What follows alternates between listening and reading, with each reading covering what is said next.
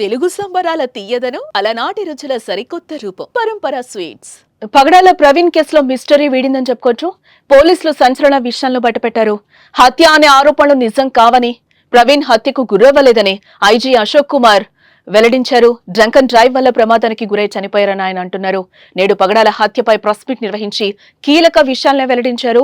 హైదరాబాద్ నుంచి ప్రవీణ్ బయలుదేరాక చనిపోయే వరకు ఎవరిని కలవలేదని అంటున్నారు. దీంతో ఉత్కంఠకు తెరపడినట్లయింది. దీనిపై మరింత సమాచారం మా ప్రతినిధి విక్రమ్ లైవ్ ద్వారా అందిస్తారు. విక్రమ్, ఎట్టకేలకైతే ప్రవీణ్ మిస్టరీ వీడిందని అనుకోవచ్చని అంటారా? ఐజీ ప్రెస్ మీట్ పెట్టి కూడా కొన్ని కీలక విషయాలను అయితే వెల్లడించారు. దీనికి సంబంధించిన పూర్తి డీటెయిల్స్.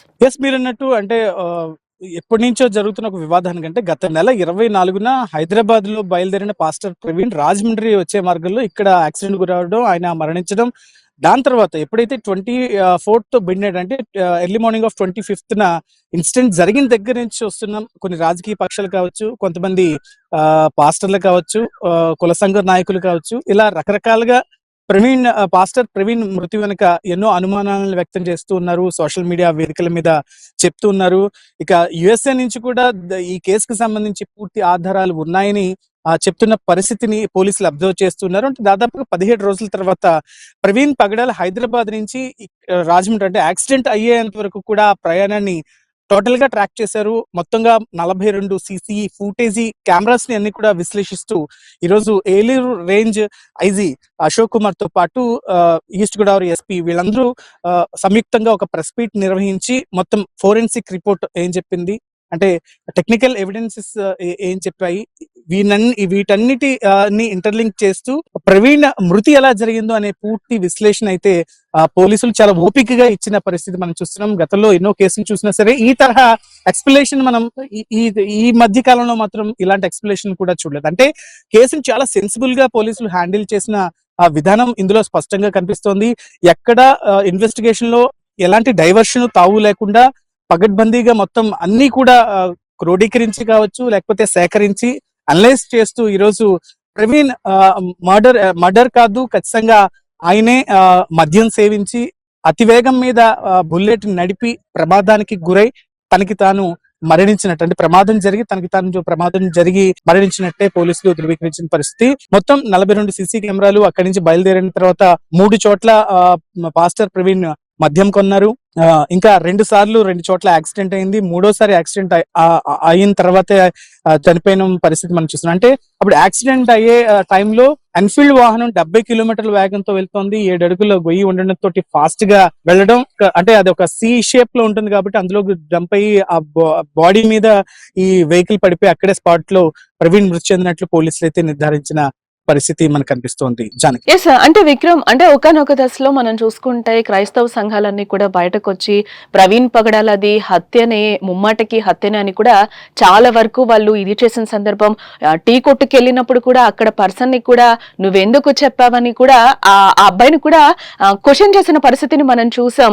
ఆ సీసీ ఫుటేజ్ లన్నీ కూడా అదొక పెద్ద డ్రామా, ఎవరినో పెట్టారు, చనిపోయే టైంకి కూడా ఎవరినో నడిపించారు, మద్యం కొనలేదని చెప్పి రకరకాలుగా, అంటే ఎవరికి ఇష్టం వచ్చినట్టు వాళ్ళు మాట్లాడిన సందర్భం కూడా మనం చూసాం. ఫోరెన్సిక్ రిపోర్ట్ వచ్చిన తర్వాతే మాట్లాడాలని కూడా ఒక వర్గం మీడియా కూడా అనుకున్నది. ఈ రోజు ఎట్టకేలకైతే ఫోరెన్సిక్ రిపోర్ట్స్ కూడా వచ్చిన పరిస్థితి కనిపిస్తుంది. వీటన్నిటికీ ఇంకా తెర దించినట్లు అనుకోవచ్చు అంటారా? ఈ రోజు క్రైస్తవ సంఘాలన్నీ కూడా ఏం చెప్తాయంటారు? ఖచ్చితంగా వీటన్నిటికీ కూడా పోలీసులు ప్రెస్ మీట్ చూస్తే తెరపడినట్టే మనం భావించవచ్చు. ఎందుకంటే పూర్తి స్థాయిలో పోలీసులు విశ్లేషణ చేసిన పరిస్థితి కేసులో మనకి కనిపిస్తోంది. అయితే కొంతమంది కావాలనే దీన్ని డైవర్ట్ చేసి, లేకపోతే స్వలాభం కోసం వాడుకున్నట్లు తప్పుడు ప్రచారం చేస్తూ సోషల్ మీడియా వేదికల మీద వీళ్ళు ప్రజెంట్ చేసిన అన్ని కూడాను మనకి ఇలాగే కనిపిస్తున్నాయి. కాబట్టి దీనికి సంబంధించి పోలీసులు ఫస్ట్ అంటే 25th వాళ్ళు ఒక ప్రెస్ నోట్ రిలీజ్ చేశారు.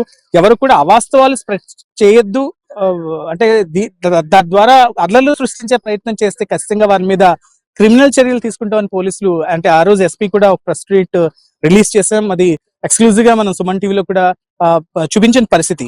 అయితే ఇక్కడ చూడొచ్చు మనం ఈ కేసుకు సంబంధించి మొత్తం 11 రకాలుగా 11 మందిని ఫైండ్ అవుట్ చేశారు. అందులో ఒకళ్ళని అదుపులోకి తీసుకున్నారు. మిగతా వాళ్ళు అంటే అబ్రాడ్ లో కూడా, అంటే యుఎస్ నుంచి కూడా కొంతమంది మాట్లాడుతున్నారు. ఇది ఖచ్చితంగా ఒక కుట్రపూరితంగా ఒక మర్డర్ జరిగింది.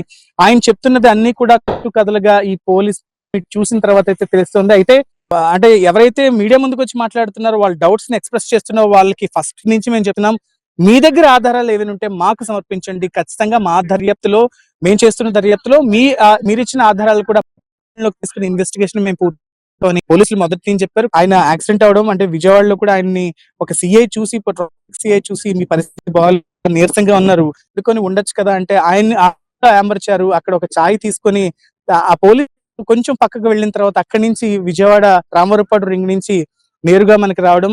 ఏలూరు దగ్గర కూడా చూడొచ్చు, బండిని క్లియర్ గా మనకి చూపించారు. హెడ్ లైట్ అప్పటికే మనకి పోయింది. ఓన్లీ రైట్ సైడ్ బ్లింకర్ తోటి ఆయన ఏలూరులో కూడా ఒక మద్యం షాప్ లో మద్యం కొనుగోలు చేసిన తర్వాత కొవ్వూరుకు చేరుకోవడం. అక్కడి నుంచి ఆ టోల్ ప్లాజా అంటే ఫైనల్ టోల్ ప్లాజా కూడా మనం చూస్తున్నాం. అంటే ఆయన ప్రాపర్ గా వెహికల్ ని హ్యాండిల్ చేయలేకపోతున్నారు. హెడ్ లైట్ పూర్తిగా డ్యామేజ్ అయిపోయింది. ఓన్లీ రైట్ కలర్ అంటే రైట్ సైడ్ ఉన్న బ్లింకర్ ని వేసుకుని ఆయన అక్కడి నుంచి వెళ్ళడం అదే లాస్ట్. అంటే యాక్సిడెంట్ అయ్యే 10 నిమిషాల ముందు మనకి ఫుటేజ్, దాని తర్వాత కరెక్ట్ గా 11:41-42 ప్రాంతంలో ఈ యాక్సిడెంట్ జరిగినట్లయితే పోలీసులు నిర్ధారించారు.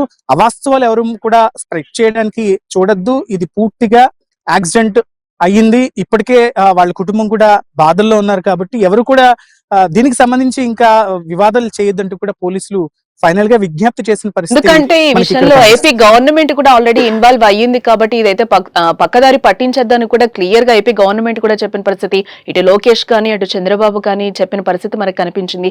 ఎస్, మొత్తంగా అయితే ఈ ఫోరెన్సిక్ రిపోర్ట్ కి సంబంధించి ఏమైనా కుటుంబ సభ్యులు స్పందించే అవకాశం ఉందని అనుకోవచ్చు అంటారా? ఇక అంటే పోలీసుల వెర్షన్ చూసిన తర్వాత ఫైనల్ గా వాళ్ళు ప్రతి మినిట్ టు మినిట్ అంటే ప్రతి ఫుటేజ్ వివరిస్తూ అసలు ఏం జరిగింది ఏంటో ఎక్స్ప్లెయిన్ చేశారు కాబట్టి ఈ పాటికే వాళ్ళ ఫ్యామిలీ మెంబర్స్ తోటి పోలీసులు కూడా మాట్లాడారు.